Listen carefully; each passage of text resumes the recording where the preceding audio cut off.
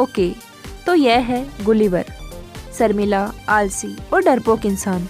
सुबह 7 बजे उठकर इसे जाना होता है अपने ऑफिस, क्योंकि न्यूयॉर्क सिटी की एक न्यूज़पेपर कंपनी में गुलिवर करता है जॉब।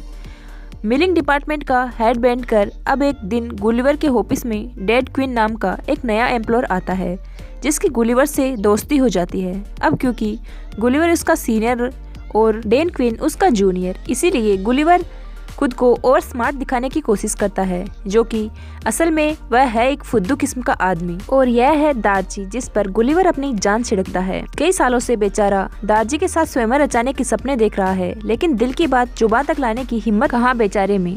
अब एक दिन गुलिवर के पास डेन क्वीन आता है एक नोटिस लेकर और उसे बताता है कि मेरा प्रमोशन हो चुका है, आज से मैं इस डिपार्टमेंट का हेड हूँ और अब से तुम मेरे जूनियर हो। ये जानने के बाद बेचारे गुलिवर को शौक लगता है, क्योंकि सालों से वह इस ऑफिस में रगड़ रहा है, लेकिन उसका तो कभी प्रमोशन नहीं हुआ और ये कल का लोंडा आते ही बाजी मार गया। गुलिवर का लटका हुआ चेहरा देख डेन उसे कहता है कि बेटा, तुम्हारे अंदर कोई कमी नहीं है, बस तुम तो एक फट्टू इंसान हो जो कभी अपने लिए कुछ भी नहीं बोल पाता, और इसीलिए आज तक दार्ची भी तुमसे दूर है। अगर ऐसा ही रहा तो वो जाएगी किसी और के साथ और तुम करना प्यार उसके बच्चों के साथ। अब क्योंकि डेन ने गुलिवर की हिम्मत को ललकारा था, इसलिए गुलिवर को आता है गुस्सा और वह पूरी हिम्मत के साथ जा पहुंचता है दार्ची के ऑफिस में। लगता है आज तो गुलिवर अपने दिल की बात का कर ही देगा, लेकिन यह क्या, गुलिवर की तो फिर से हवा निकल गई और वो दुम दबा के ऑफिस से जाने लगता है। तभी दार्ची की नजर गुलिवर पर पड़ती है और वो उसे पूछती है कि तुम यहाँ पर कैसे आई मोटू राम। तो बेचारा गुलिवर हड़बड़ी में एक ट्रेवलिंग फॉर्म उठा लेता है। यह देख दार्ची उसे कहती है, अरे वाह, तुम्हारा भी ट्रेवलिंग में इंटरेस्ट है, और गुलिवर को ट्रेवलिंग के ऊपर कुछ आर्टिकल लिखने को कह देती है। गुलिवर बेचारा जो कभी न्यूयॉर्क से बाहर ही नहीं गया था, वह कैसे ट्रेवलिंग पर कुछ भी लिख सकता था, पर क्योंकि दार्ची मैडम ने कहा है इसलिए गुलिवर पीछे भी तो नहीं हट सकता था। घर पहुंचकर गुलिवर का हाल कुछ यूं होता है कि आगे कुआ पीछे खाई, हर तरफ से आफत आई। लेकिन फिर गुलिवर को आता है एक आइडिया और कंप्यूटर पर जाकर वो शुरू करता है कॉपी पेस्ट का काम। अगले दिन गुलिवर पूरे कॉन्फिडेंस के साथ दार्ची को अपने आर्टिकल दिखाता है जो चुराए गए थे इंटरनेट से। गुलिवर के आर्टिकल देख दार्ची हो जाती है बहुत ही ज्यादा इम्प्रेस और कहती है, तुम कहाँ थे अब तक छुपे रुस्तम। इसके बाद दार्ची गुलिवर को अपना एक प्रोजेक्ट दे देती है जिस पर वह खुद काम करने वाली थी, और यह प्रोजेक्ट था बरमुडा ट्रायंगल में जाकर उसके ऊपर रिसर्च करते हुए आर्टिकल लिखना। गुलिवर इसके लिए फटक से राजी हो जाता है, क्योंकि उसके ख्यालों की मलिका उससे इम्प्रेस हुई जा रही थी। अब यहाँ से पहुँचता है बरमुडा, जहाँ एक वोट उसका इंतजार कर रही थी। वोट में बैठकर गुलिवर फुल एंजॉय के साथ आगे बढ़ता है, कई सारी कोल्ड ड्रिंक खाली कर देता है, फिर रोबोट बनाने वाली एक बुक को पढ़ने लगता है। लेकिन बुक पढ़ते पढ़ते गुलिवर को नींद आ जाती है। कुछ देर बाद गुलिवर की आंख खुलती है तो उसके सामने एक समुद्री तूफान होता है। गुलिवर की आंखें और मुंह सब के सब फटे रह जाते हैं और वो अपनी वोट समेत इस तूफान में कहीं गुम हो जाता है। अगले दिन गुलिवर को होश आता है तो उसकी बॉडी पर चींटियां जैसे कुछ रेंग रहा होता है। वो सर उठाकर देखता है तो ये तो इंसान होते हैं जो बिल्कुल कीड़े मकोड़े जितने साइज के थे। गुलिवर की पूरी बॉडी रस्सियों से बनी हुई थी और उसे नन्ही फौज का कैप्टन जनरल एडवर्ड गुलिवर को बताता है, तुम पर इल्जाम है कि तुमने हमारे जाने दुश्मन ब्लू पोसियन की मदद की है, इसीलिए तुम्हें कैदी बनाकर हमारे बादशाह सलामत के पास पेश किया जाएगा। गुलिवर को कुछ भी समझ नहीं आता यह सब क्या है, और वह सारी रस्सियों को तोड़कर उठ खड़ा होता है। वह सोचता है कि वह कोई सपना देख रहा है और अपनी आंखें बंद कर लेता है। तभी जनरल एडवर्ड अपना भाला लेकर गुलिवर के पैर में दे मारता है। इसके बाद गुलिवर की रस्सियां पकड़कर खींचने लगते हैं, जिससे उसकी पैंट तो उतरती ही है, साथ ही वो जमीन पर गिर पड़ता है। फिर बेचारे गुलिवर को लकड़ी की गाड़ी पर लेटाकर लिलीपुट साम्राज्य में लाया जाता है। उसे राज्य के बच्चे, औरतें सब गुलिवर को देखने के लिए इकट्ठा हो जाते हैं, क्योंकि उसके लिए तो गुलिवर एक राक्षस है। अब राक्षस गुलिवर को राजा के सामने पेश किया जाता है, जहां जनरल एडवर्ड राजा को बताता है कि यह राक्षस एक ब्लू फूसियन जासूस है जो हमारे दुश्मन राज्य के साथ मिला हुआ है। गुलिवर उनसे कहता है, देखो भैया, मैं कोई ब्लू फूसियन नहीं हूँ, मुझे तो पता भी नहीं है वो कौन है। लेकिन जनरल एडवर्ड उसकी यह बात किसी के भी सामने चलने नहीं देता है, क्योंकि उसे अपनी बहादुरी के कारनामे दिखाते हुए राजा की बेटी प्रिंसेस मैरी को जो पटाना था। जनरल एडवर्ड गुलिवर को एक गुफा में बनी हुई जेल में कैद कर देता है, जिससे उसे खाने के लिए घास फूस दिया जाता है। अब यहाँ पर गुलिवर की मुलाकात होती है होशियो नाम के एक और कैदी से, जिसकी गलती यह थी कि उसने प्रिंसेस मेरी को प्यार भरी नजरों से देखा था और तब से उसे बंदी बना लिया गया है। यहाँ जब दो कैदी मिलते हैं तो दोनों के बीच बहुत अच्छी दोस्ती हो जाती है। अब यहाँ से शुरू होती है गुलिवर की मजदूर वाली जिंदगी। उस बेचारे को बेलों की जगह हल में लगाया जाता है और जनरल एडवर्ड उसकी सवारी करता है। फिर एक दिन लिलीपुट साम्राज्य पर दुश्मन राज्य ब्लिफोसियन हमला कर देता है और पूरे महल में आग लगा देता है। हमला देखकर जनरल एडवर्ड सब लोगों से कहता है, मेरी प्रिंसेस को हम बचाएंगे, कोई हमारे बीच में नहीं आएगा। लेकिन दुश्मन ब्लूसियन के लोग प्रिंस को किडनैप कर ही चुके होते हैं। जब तक एडवर्ड वहां पहुंचता है तब तक तो प्रिंस गायब हो जाती है। इसलिए गुलिवर उन सभी लोगों को पानी में फेंककर प्रिंसेस मेरी को वहां से छुड़वा लेता है। उधर नीचे राजा और उसका सेनापति आग में फंस जाते हैं। गुलिवर उन्हें बचाने जाता है, तब उसे कोई रास्ता नहीं दिखता। फिर उसके शैतानी दिमाग में एक आइडिया आता है और वो अपनी पैंट उतारकर राजा के ऊपर पेशाब करके उन्हें आग से बचा लेता है। एडवर्ड गुस्सा करते हुए राक्षस के पास आता है और उसे कहता है, तुम्हारी जरूरत कैसे हुई हमारे राजा के ऊपर पेशाब करने की। इसी पर गुलिवर थोड़ा सा स्नान एडवर्ड को भी करा देता है। गुलिवर की इस बहादुरी के लिए राजा उससे बहुत खुश होता है और उसे खाने के लिए अपने साथ दावत पर बुलाता है। लेकिन गुलिवर उनसे एक शर्त रखता है कि दावत पर वो तभी आएगा जब उसके दोस्त होशियो को कैद से आज़ाद कर दिया जाएगा।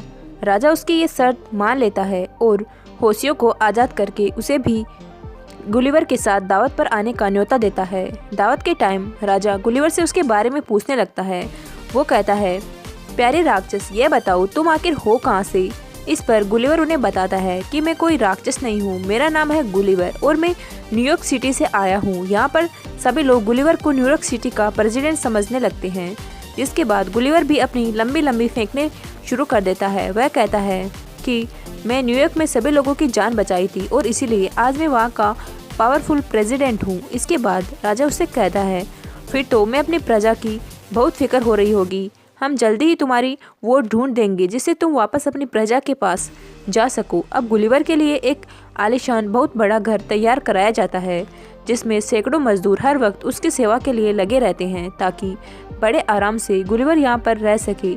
एक दिन होशियो गुलिवर से पूछता है कि आखिर प्रिंसेस को कैसे इम्प्रेस किया जाए, क्योंकि ये होशियो प्रिंस मेरी से बहुत प्यार करता था और उसके लिए जेल में कैदी बनकर भी तो रह चुका था। गुलिवर, जो खुद दार्जी से अपनी बात नहीं कर पाया, वह हुरेसियो को लड़के बनाने के लिए टिप्स लेने लगता है। और मजे की बात तो यह है कि प्रिंसेस मेरी होशियो से इम्प्रेस हो जाती है। मतलब कुछ भी कहो, गुलिवर तो लव गुरु निकला। हाँ, यह बात अलग है, कभी खुद की लव स्टोरी शुरू ना कर पाया। अब रात को ही जनरल एडवर्ड गुलिवर की वोट ढूंढ निकालता है, क्योंकि वह जल्द से जल्द गुलिवर को यहाँ से भगाना चाहता था। खबर सुनते ही गुलिवर काफ़ी खुश होता है, क्योंकि वह अपने घर दासी के पास जा सकता था। गुलिवर आकर देखा तो उसकी वोट टूटी पड़ी थी, जिसे सही होने में कम से कम एक हफ्ते का वक्त लगेगा। तभी उन लोगों का वहाँ पर गुलिवर का फ़ोन भी पड़ा मिलता है, जो अभी तक ऑन था। गुलिवर अपना फ़ोन उठाता है तो उसमें 12 वॉइस मैसेज पड़े थे, जो कि दार्जी को यह पता चल चुका था कि गुलिवर ने वो सारे आर्टिकल इंटरनेट से कॉपी किया था। इसलिए वह गुलिवर से काफ़ी ज़्यादा गुस्सा थी।